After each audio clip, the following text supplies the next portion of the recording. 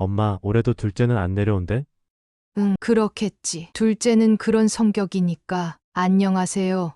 저는 시골에서 살고 있는 60대 김순정이라고 합니다. 오늘은 저희 가족에 대한 이야기를 들려드리려고 합니다. 이 이야기를 통해 많은 분들이 진정한 가족의 의미에 대해 다시 한번 생각해 보셨으면 좋겠어요. 만약 제 이야기가 마음에 드신다면 구독과 좋아요 부탁드립니다. 우선, 저는 평범한 시골에서 자란 사람입니다. 부모님께서 농사를 지으셨고, 저 역시 어린 시절부터 자연 속에서 뛰놀며 자랐어요. 그렇게 자란 저는 남편을 만나 일찍 가정을 이루었고, 두 아들을 낳아 기르며 평범한 일상을 살아왔습니다. 첫째 아들 태수는 어릴 때부터 착하고 성실한 아이였습니다. 학교를 다니면서도 늘 자기 할 일을 알아서 했고, 부모인 저희를 먼저 생각하는 따뜻한 마음을 가진 아이였어요. 집안일을 도와줄 때도 많았고, 동생을 챙기는 모습도 기특했죠. 그런 태수를 보며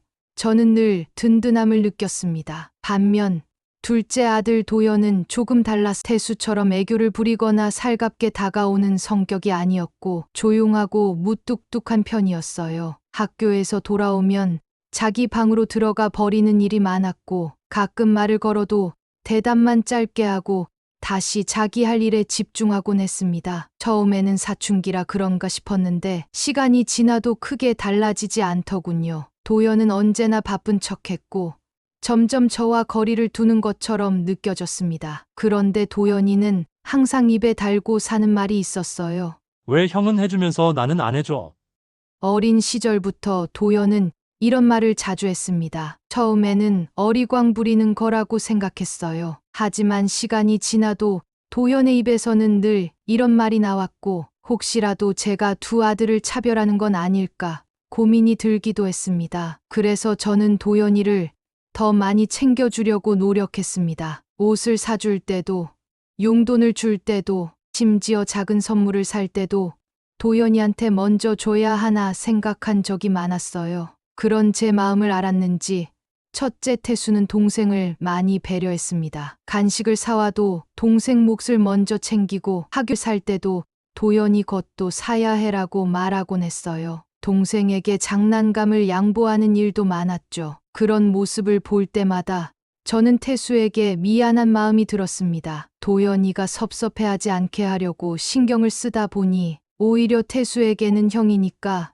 양보해라라고 말하는 일이 많았거든요. 그래서 저는 늘 스스로에게 다짐했어요. 두 아들을 똑같이 사랑한다고, 절대 차별하지 않는다고요. 하지만 시간이 지나면서 저는 문득문득 느꼈습니다. 정말 차별하지 않은 걸까? 아니면 도연이의 빈말에 휘둘려 오히려 태수에게 더 미안한 상황을 만들고 있던 걸까? 그렇게 두 아들은 자랐고, 저는 그저 아이들이 건강하게 잘 자라길 바라는 마음뿐이었습니다. 하지만 세월이 흐르면서 두 아이는 서로 다른 길을 가게 되었고, 저는 조금씩 그 차이를 느끼기 시작했습니다. 특히 둘째가 많이 달라졌다고 느꼈던 것은 결혼 이후부터였습니다. 결혼 전까지만 해도 연락을 자주 하지는 않았지만, 그래도 명절이나 생일 같은 중요한 날에는 안부를 묻고 얼굴을 비추는 정도는 했습니다. 그러나 결혼을 하면서부터 도연은 점점 더 멀어지는 느낌이 들었어요. 처음에는 결혼 준비로 바빠서 그런가 보다, 신혼생활에 적응하느라 여유가 없어서 그런가 보다 이해하려고 했습니다. 하지만 시간이 지나도 상황은 변하지 않았습니다. 오히려 더욱 멀어지는 것 같았어요. 둘째 며느리를 처음 만났을 때 저는 솔직히 조금 당황했습니다. 저는 그래도 부모된 입장에서 새로운 가족을 맞이하는 자리라고 생각해서 최대한 따뜻하게 대하려고 노력했습니다. 하지만 며느리는 처음부터 저희를 별로 마음에 들어하지 않는다는 것이 느껴졌습니다. 상견례 자리에서부터 시집살이, 제사 같은 것은 기대도 하지 말아 달라고 못을 박더군요. 저는 그 말에 사실 조금 서운한 마음이 들었습니다. 그래도 우리 집안에 들어오는 사람이면 기본적인 예의와 도리는 지켜줄 거라고 생각했으니까요. 하지만 그 자리에서 저는 속마음을 드러내지 않았습니다. 그저 둘이 행복하게 잘 살길 바란다는 마음으로, 그래, 너희가 원하는 대로 살면 되지.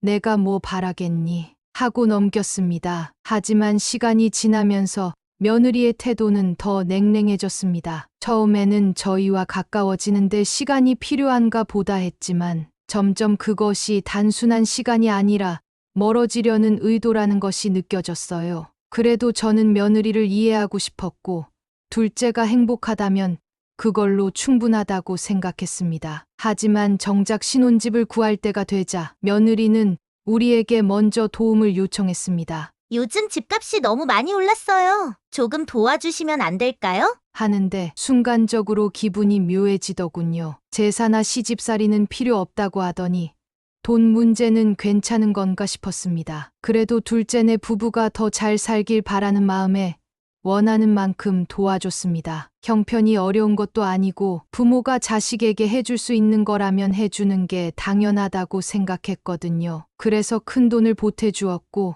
첫째에게는 상대적으로 덜 부담이 되는 선에서 텔레비전과 세탁기, 그리고 건조기 세트를 선물했습니다. 첫째는 그걸로도 충분하다며 고맙다고 여러 번 인사를 했고 오히려 부모님께 부담을 드리는 것 같아 미안하다고까지 했습니다. 하지만 둘째는 당연하다는 듯이 받았고 신혼여행을 떠났습니다. 그렇게 신혼여행을 다녀온 후 저는 언젠가 한 번은 집에 초대를 받겠거니 생각했습니다. 둘째가 직접 불러주지 않더라도 제가 언제 한번 가볼까 하면 네, 어서 오세요라고 할 줄 알았어요. 그런데 신혼여행 이후 둘째는 단 한 번도 저희에게 먼저 연락을 하지 않았습니다. 제가 먼저 연락을 해도 항상 바쁘다고만 했고 오히려 연락을 귀찮아하는 듯한 느낌을 받았습니다. 서운했지만 참았어요. 그런데 어느 날 제가 너희 신혼집 한번 가보고 싶다고 했더니 둘째는 애매한 대답만 하면서 확답을 피했습니다. 그러다가 며느리가 갑자기 전화를 받더니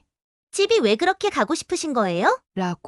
라고 하더군요. 순간 당황스러웠어요. 단순한 궁금증이었는데 마치 제가 신혼집을 감시라도 하려는 것처럼 받아들이는 것 같았어요. 저는 그냥 너희가 어떻게 사나 궁금하기도 하고 얼굴도 볼 겸 한번 가보면 좋잖아라고 했습니다. 그러자 며느리는 언성을 높이며 저희는 저희만의 공간이 필요해요. 집 비밀번호는 절대 알려드릴 수 없어요. 라고 단호하게 말하더군요. 그 말을 듣는 순간 참 많은 감정이 밀려왔습니다. 비밀번호를 가르쳐 달라고 한 것도 아니고 그저 한번 방문해보고 싶다고 한 것뿐인데 저렇게까지 강하게 반응할 일인가 싶었어요. 저는 억울하기도 하고 씁쓸하기도 했습니다. 그동안 부모로서 최선을 다해 키우고 뒷바라지했는데 이제는 아예 선을 긋겠다는 건가 싶었어요. 그 후로 저는 일부러라도 둘째에게 연락을 줄였습니다. 그런데 연락을 줄이자 둘째 역시 더 이상 저에게 먼저 연락을 하지 않더군요. 정말 멀어졌다는 게 실감이 났습니다. 첫째 태순에는 달랐습니다. 태수와 며느리는 자주 저를 찾아왔고 때때로 제사 명절 이외에도 저희를 초대해 식사도 함께하며 시간을 보냈어요. 며느리도 저희를 편하게 대해 주었고 집에 갈 때마다 음식을 싸주면서 어머님, 다음에 또 오세요라고 말해 주었습니다. 저는 이런 사소한 말 한마디, 작은 배려가 참 따뜻하게 느껴졌어요. 비교하려고 한 건 아니지만 어쩔 수 없이 비교가 되는 것도 사실이었습니다. 둘째가 결혼을 하고 나서부터 저희와의 관계가 점점 더 소원해지는 걸 보며 가족이라는 것이 꼭 피로만 연결되는 것이 아니라는 걸 새삼 깨닫게 되었습니다. 서로를 향한 배려와 존중이 없다면 아무리 부모와 자식 사이라 해도 멀어질 수밖에 없다는 걸요. 저는 여전히 도연이가 잘 살기를 바랍니다. 하지만 부모를 대하는 태도를 보면 가끔은 씁쓸한 마음이 드는 것도 사실입니다. 평소처럼 태수는 바쁜 일정을 보내고 있었지만 명절을 맞아 저에게 전화를 걸어왔습니다. 엄마, 올해도 둘째는 안 내려온대? 태수의 목소리가 조금은 무겁게 들렸습니다. 저는 대수롭지 않게 대답했습니다. 응, 그렇겠지. 작년 명절에도 안 왔잖아. 하지만 태수가 조금 더 말했습니다. 그런데 엄마, 도연이한테 한번 연락해봐. 나랑 엄마 집들이 한번 초대하고 싶대. 한번 놀러 오라고 하더라. 저는 그 말을 듣고 잠시 멈칫했습니다. 도연이 저에게 직접 연락한 적이 없었기 때문에 집들이라는 소식이 의외였습니다. 정말? 갑자기 왜? 궁금한 마음에 물었습니다. 도연은 항상 내성적이었고 그런 일을 할 사람이 아니었으니까요. 태수는 한숨을 쉬며 대답했습니다. 그래도 뭐 한번 가보는 것도 나쁘지 않을 것 같아. 그래서 저는 작은 선물과 함께 도연의 집으로 향했습니다. 도연의 집들이라 기대했지만 집에 도착하니 예상과는 전혀 다른 분위기였습니다. 테이블 위에는 짜장면 그릇만 덩그러니 놓여 있었고 반찬은 집에서 먹다 남은 것들이었습니다. 도연의 아내는 피곤한 표정으로 핸드폰을 만지작거리고 있었고 저는 그 모습을 보고 충격을 받았습니다. 환대받을 줄 알았던 집들이가 전혀 다른 모습이라 허전한 느낌이 들었습니다. 그래도 인사라도 해야겠다고 생각하며 조용히 말했습니다. 둘 다 오랜만이네. 그러나 며느리는 그저 마지못해 대답했습니다. 어머니, 오래간만이네요. 이제 저희 집에 오시니 속이 시원하세요? 그 말 한마디에 제 마음이 무겁게 내려앉았습니다. 며느리의 말투는 형식적이었고 따뜻함은 전혀 느껴지지 않았습니다. 도연은 밥을 먹다가도 몇 번이나 말을 망설였습니다. 그는 결국 본론을 꺼냈습니다. 엄마, 사실 요즘 많이 힘들어. 그 말에 가슴이 아파왔습니다. 그래? 무슨 일인데?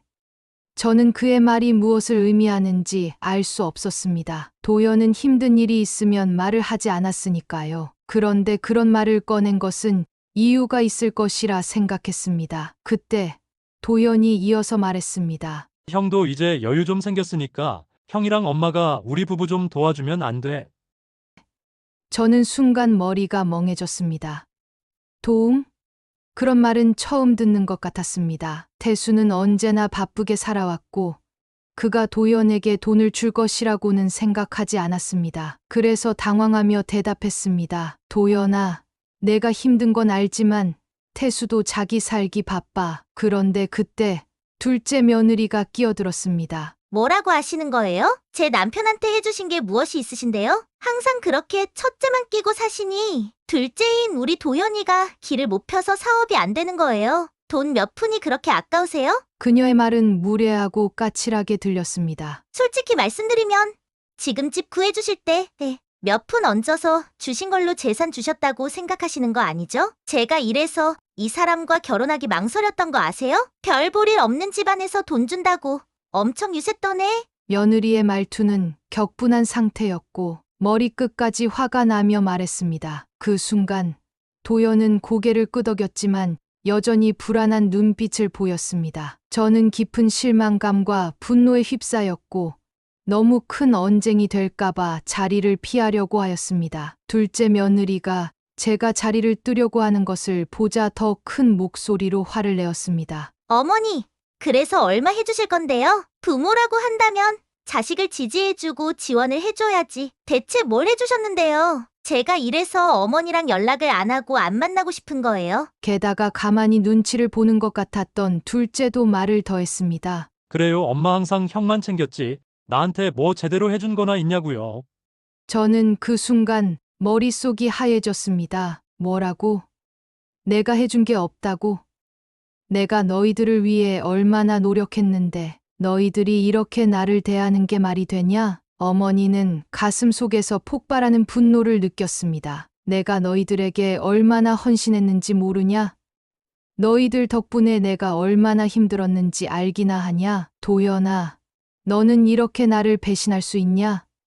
나는 너를 위해서 뭐든지 해줬는데. 며느리는 비웃으며 대답했습니다. 아니, 어머니가 뭐 대단한 일을 한 거 아니잖아요? 언제나 첫째 아들만 챙기고 둘째인 도연이한테는 손가락질이나 하고 어머니 저번처럼 집 찾고 어디냐고 집착할까봐 재산 달라고 하기도 겁나요. 저희는 어머니의 차별과 집착만 없으면 첫째 형님네보다 우리가 더 잘 살 수 있었어요. 저는 이 말을 듣고 심장이 무너졌습니다. 너는 정말 나와 내 아들을 이렇게까지 무시할 수 있는 거니? 그동안 내가 너희를 위해 얼마나 많은 것을 포기했는지 모른다고? 며느리는 웃으며 대답했습니다. 그래요. 포기한 건 어머니이지. 그게 저희와 무슨 상관이에요? 어머니가 아무리 저희를 아무리 무시하시고 집착하셔도 저희는 어머니 없이 잘 살 수 있어요. 제발 이제 그만하시죠. 그 순간 어머니는 깊은 충격을 받았습니다. 그래. 이렇게까지 나를 무시할 거라면 너희와는 더 이상 관계를 이어가고 싶지 않다. 집착이라고, 차별이라고. 대체 내가 어디까지 너를 봐줘야 하는 거니? 며느라, 내가 너한테 한 번이라도 명절에 내려오라고 아니면 전 부쳐오라고 한 적 있었니? 너 부담스러울까봐 아들한테 연락 한 번 제대로 못하고 집도 이제야 처음 와봤다. 그럼에도 이런 대우라니. 이제 정말 그만하자꾸나. 저는 눈빛을 단호하게 하며 마지막 말을 내뱉었습니다. 도연아, 내가 나한테 마지막 남은 기대를 저버린 거야. 더 이상 너를 위해 힘쓸 이유가 없다. 이제는 너와 절연하겠다. 그 말이 끝난 뒤 고개를 돌리고 집을 나섰습니다. 그 순간 이제야 진정한 결단을 내렸다는 것을 느꼈습니다. 그리고 더 이상 상처받지 않겠다고 결심했습니다. 저는 문을 열고 나가면서도 마음속에 울분이 차올랐습니다. 도대체 제가 무엇을 잘못했는지 모르겠습니다. 이렇게까지 무시당할 줄은 상상도 하지 못했습니다. 저는 헌신했던 모든 순간들이 헛되게 느껴졌습니다. 내가 이렇게까지 배신당할 줄은 몰랐는데 가슴속에 느껴지는 아픔을 안고 걸었습니다. 집을 나서며 이 모든 것을 끝내겠다는 결심이 더욱 확고해졌습니다. 이제는 나 자신을 위해 살겠어. 그렇게 저는 다시 장남 태수의 집으로 향했습니다. 둘째의 집을 떠난 후 마음이 무겁고 씁쓸했지만 태수와 그의 아내가 기다리고 있는 따뜻한 집을 떠올리며 마음이 조금은 풀어졌습니다. 태수의 집은 정말 따뜻했어요. 태수의 아내는 저를 따뜻하게 맞아주었고 태수는 저녁을 차리며 제게 웃으며 말했습니다. 엄마, 저녁 못 드셨죠? 국 끓여놨어요. 그 순간 저는 비로소 깨달았습니다. 태수는 물질적인 것을 바라지 않았습니다. 그가 원한 것은 저와 함께하는 시간과 사랑이었어요. 그리고 그것은 돈으로는 살 수 없는 것이었죠. 저는 그제야 진정한 가족의 의미를 깨달았습니다. 돈이 아니라 진정으로 함께하는 시간이 중요한 것이었어요. 그 일 이후 둘째 아들 도연에게서 연락이 없었습니다. 그가 다시 저에게 도움을 요청할 것이라는 생각이 들지 않았습니다. 전세 아파트 재계약 시점이 다가왔을 때가 되어서야 도연은 저에게 도움을 청했습니다. 엄마, 이번에도 부탁할 수 있을까? 저는 단호하게 거절했습니다. 도연아, 이번에는 내가 도와줄 수 없어. 너는 이제 스스로 해결해야 할 때야. 그제서야 도연은 울며 불며 찾아왔지만 저는 그를 받아주지 않았습니다. 그때마다 태수는 저에게 다정하게 말했습니다. 엄마, 너무 걱정하지 마세요. 저희가 항상 함께 할게요. 저녁 식사 중에도 태수는 저에게 엄마, 제가 지금처럼 열심히 일하는 이유는 라고 말했습니다. 그 모습은 제가 도연과 며느리에게서 느낀 것과는 사뭇 다른 따뜻함이었습니다. 그 이후로도 계속해서 도연이 제게 도움을 요청할 때마다 제 마음속에서는 복잡한 감정들이 뒤엉켰습니다. 그는 어려운 상황에 처해 있었지만 저는 그의 태도와 요구가 너무나 실망스러웠기 때문입니다. 그동안 제가 얼마나 많은 노력을 해왔는지, 그리고 그를 위해 얼마나 헌신했는지를 잊어버린 듯했습니다. 그 와중에도 첫째 태수와 그의 아내는 저를 향한 사랑과 배려로 가득 차 있었습니다. 저는 태수와 그의 아내가 저에게 준 사랑이 얼마나 소중한지 새삼 깨닫게 되었습니다. 그들은 제 곁에서 함께 해주고 저를 아끼고 보살펴주는 진정한 가족이었습니다. 이 모든 상황 속에서 저는 결국 진정한 가족의 의미를 깨달았습니다. 가족이란 함께한 시간과 마음으로 이루어진 것이며 돈으로 계산할 수 없는 소중한 것입니다. 이 이야기를 여러분께 전하면서 비슷한 경험을 가진 분들이 조금이나마 위로를 얻으셨으면 좋겠습니다. 돈보다는 사랑이 중요하다는 것, 그리고 진심으로 서로를 아끼고 존중하는 것이 가장 큰 가치라는 것을 꼭 기억해 주세요. 이 사연을 들으신 여러분께도 따뜻한 마음이 전해졌기를 바랍니다. 고맙습니다.